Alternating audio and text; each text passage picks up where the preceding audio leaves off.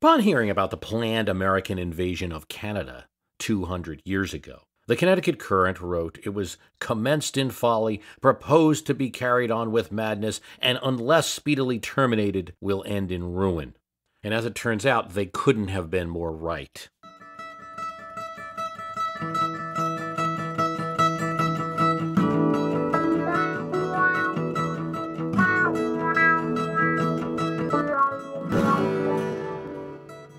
Something to keep in mind is that in 1812, the United States had 7.5 million people, and Canada, about 500,000.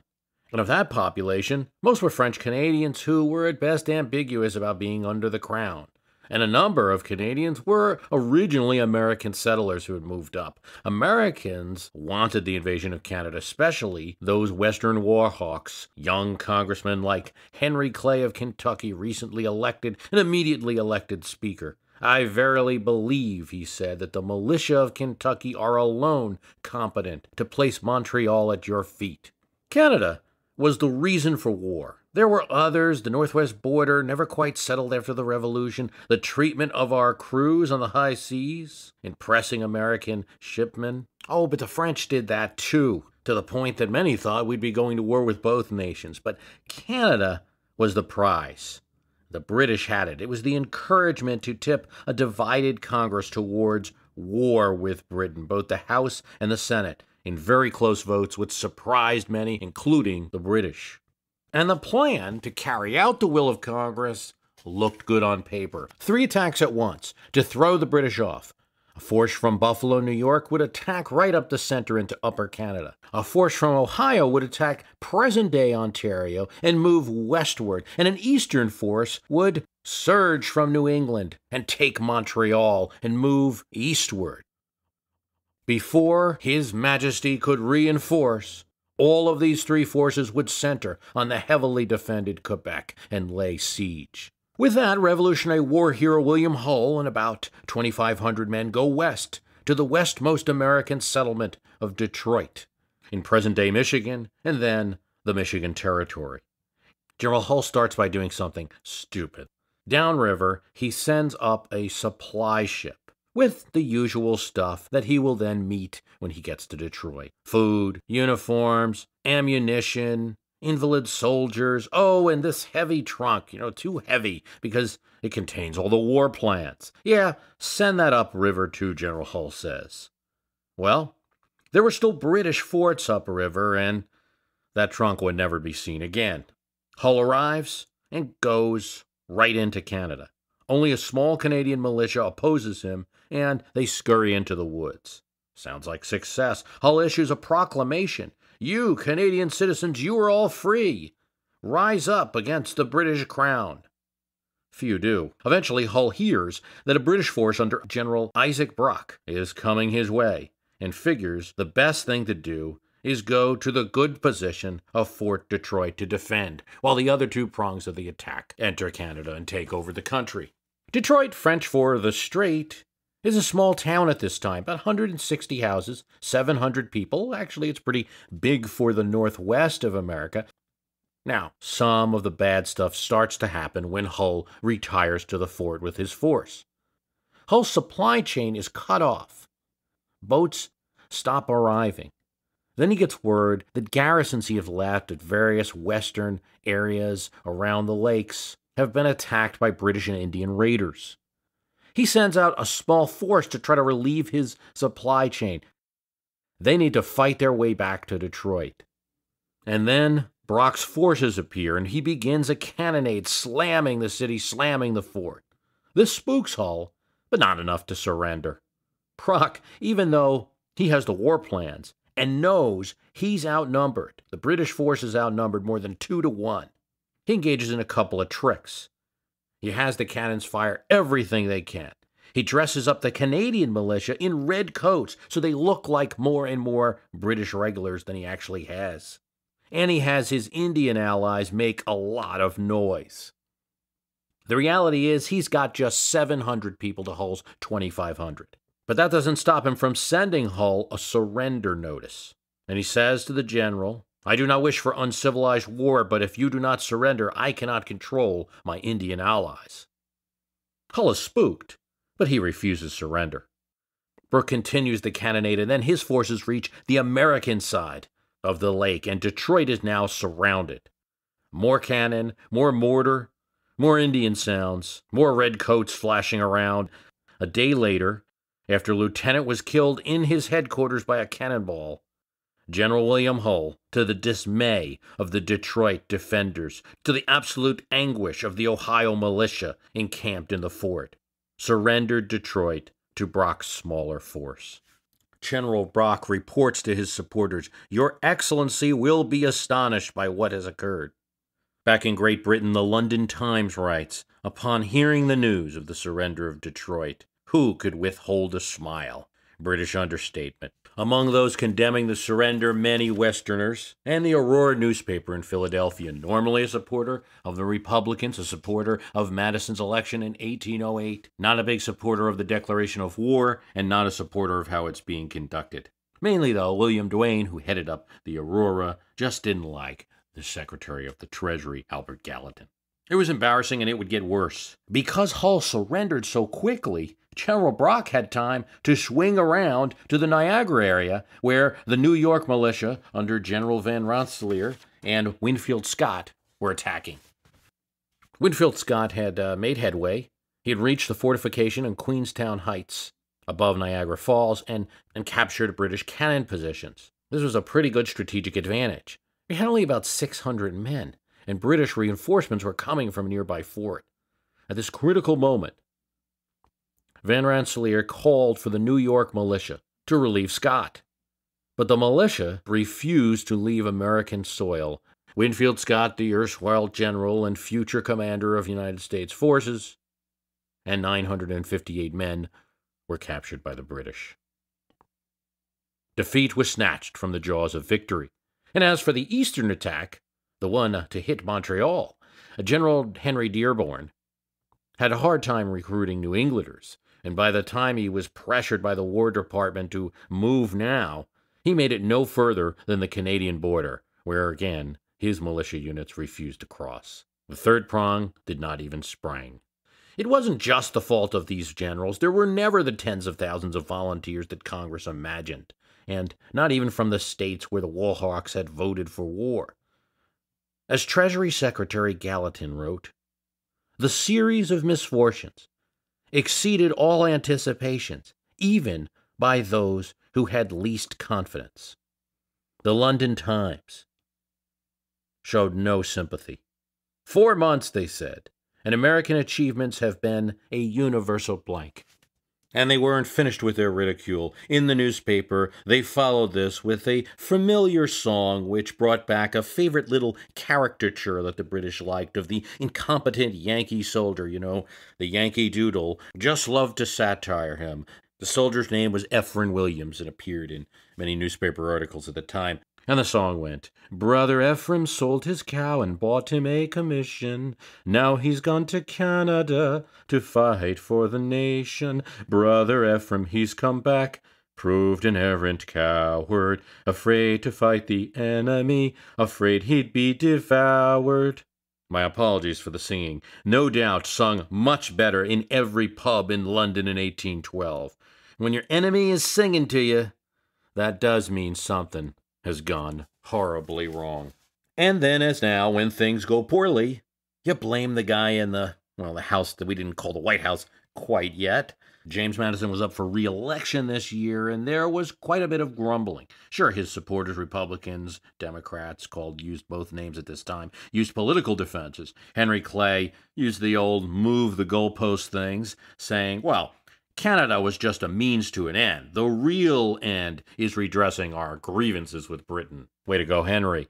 And some blame the Federalists for, after all, General Van Rensselaer, who had botched up the Niagara mission, was a prominent Federalist in New York, and the New Englanders didn't really do their share. But blame could not be escaped. Why were our Northwest forts not occupied?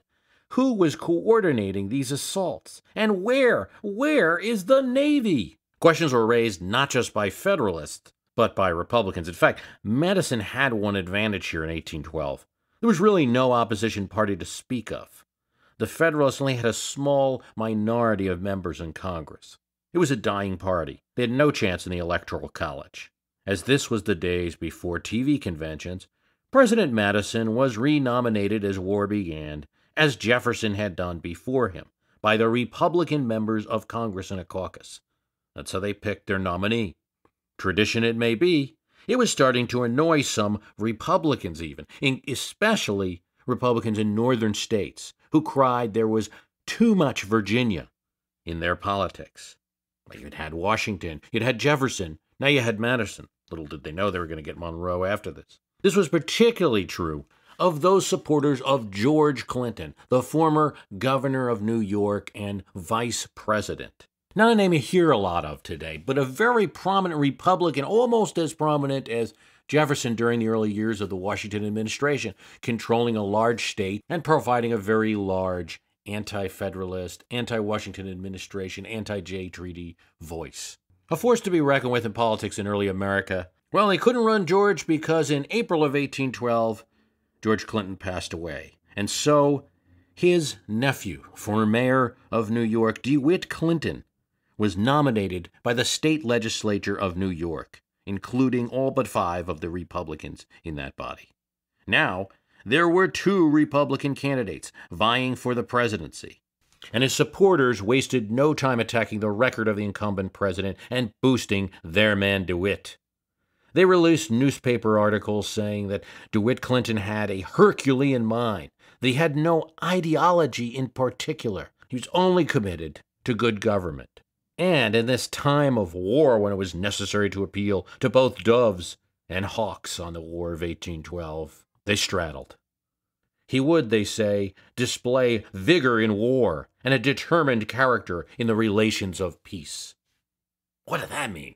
In many history textbooks or old election maps, you'll see DeWitt Clinton listed as the Federalist Party candidate. It's not exactly true, though. DeWitt Clinton was running as a kind of independent Republican, though through envoys he secretly met with Federalists about his candidacy before and during the election. He told Philadelphia Federalists that he would make peace with Britain, and then he told Western Pennsylvania Democrats that he would manage the war better than Jemmy. And just like any present-day governor or mayor running for a bigger job, his supporters said, look at his state. His New York City harbor was adequately defended, unlike the rest of the nation. Clinton got in the act, too. He told some that he was an American Federalist, whatever that meant. But at the same time, he cooled down when John Jay and Gouverneur Morris asked him to make a statement against the war. He told these large figures in federalism it was not the right time to sound the note of peace. For Rufus King, Federalist senator, the Clinton campaign was disgusting. He called him a Caesar Borgia, Italian prince associated with Machiavelli, what you called somebody before you called him a Machiavellian, but meaning the same thing. Whether his positions were credible, DeWitt Clinton and his supporters knew politics. Clinton was a veteran of battling Federalists and other Republicans in the factious state of New York. Now, with New York mostly behind him, with New England controlled by the Federalists that he could get an alliance, he needed one state, the Keystone State, Pennsylvania. In picking vice presidential candidates, supporters of each man in 1812 looked to the vice presidential candidate that would best do the job of the office under the Constitution. No, they certainly did not. They went for the man that would provide the best possible gain in the election. Madison chose Elbridge Gerry, the former governor of Massachusetts. Maybe, he thought, despite the virulent opposition in New England, maybe Madison could carry that state with him as VP. Clinton, in coordination with Pennsylvania Federalists, chose Jared Ingersoll, signer of the Constitution and Pennsylvania's Attorney General, a Federalist, but a moderate Federalist that many Democrats liked. Elected statewide, not bad.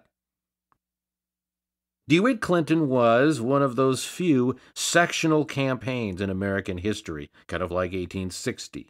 He did not have any support in the South, didn't really try. The Virginian Federalists nominated Rufus King. Federalists gave him the all of New England except for Republican Vermont. This was a battle for Pennsylvania. A meeting of anti-Madison Republicans in Lancaster went well for him.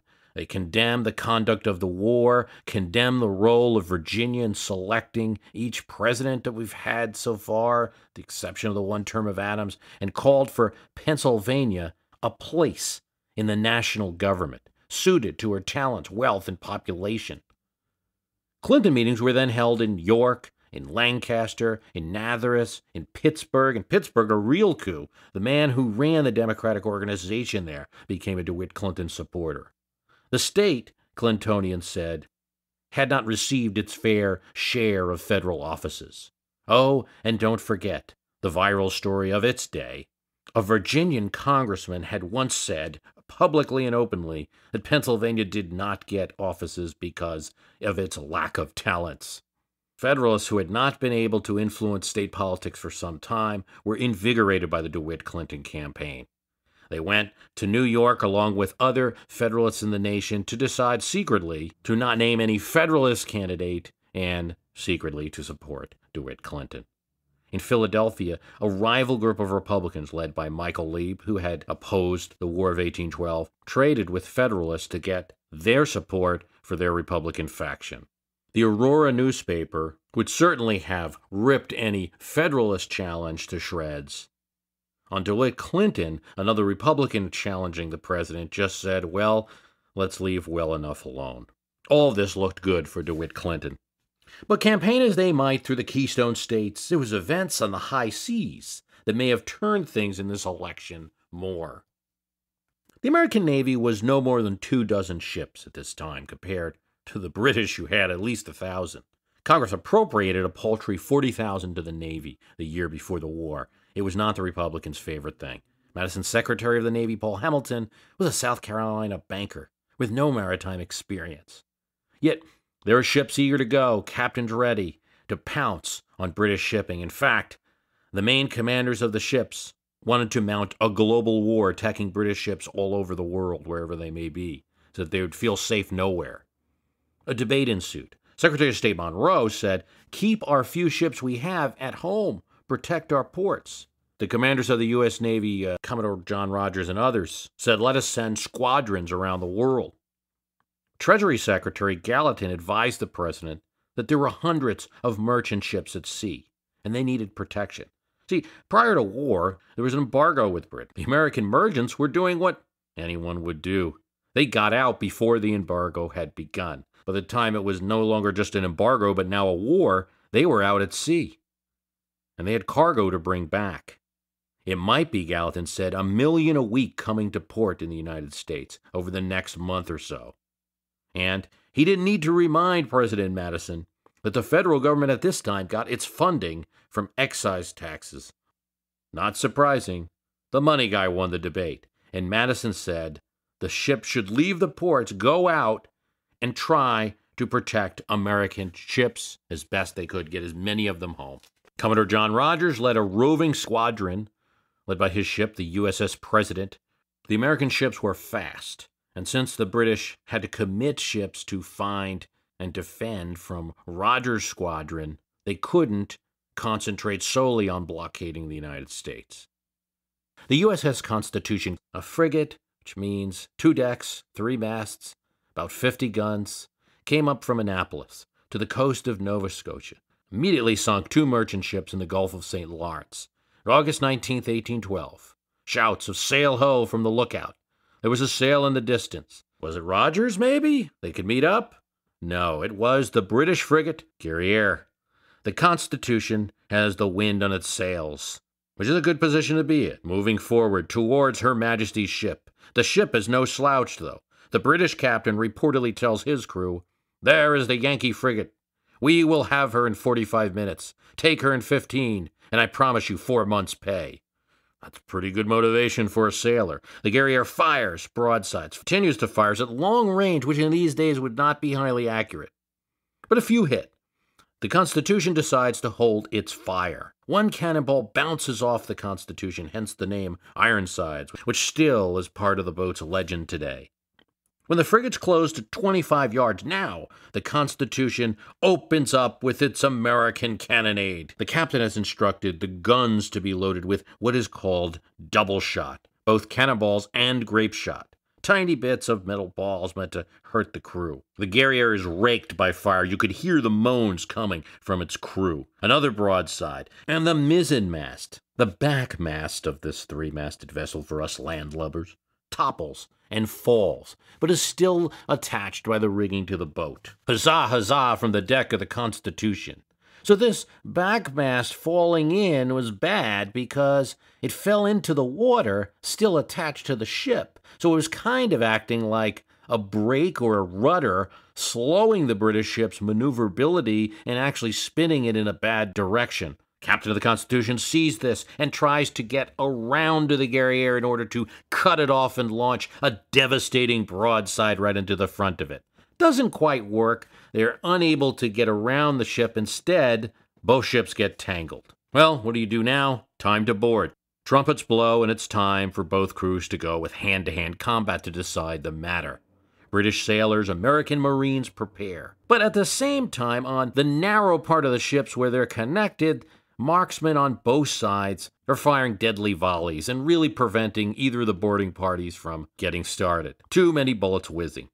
The poor position of the Guerriere means that it doesn't have access to turn all its cannons on to the Constitution, but it has a few cannons on its bow, and it fires them, setting the captain's cabin ablaze. The Constitution returns fire. Its cannons now fall the foremast, the front mast of the ship, and when it comes down, its rigging pulls what is already a weakened mainmast down.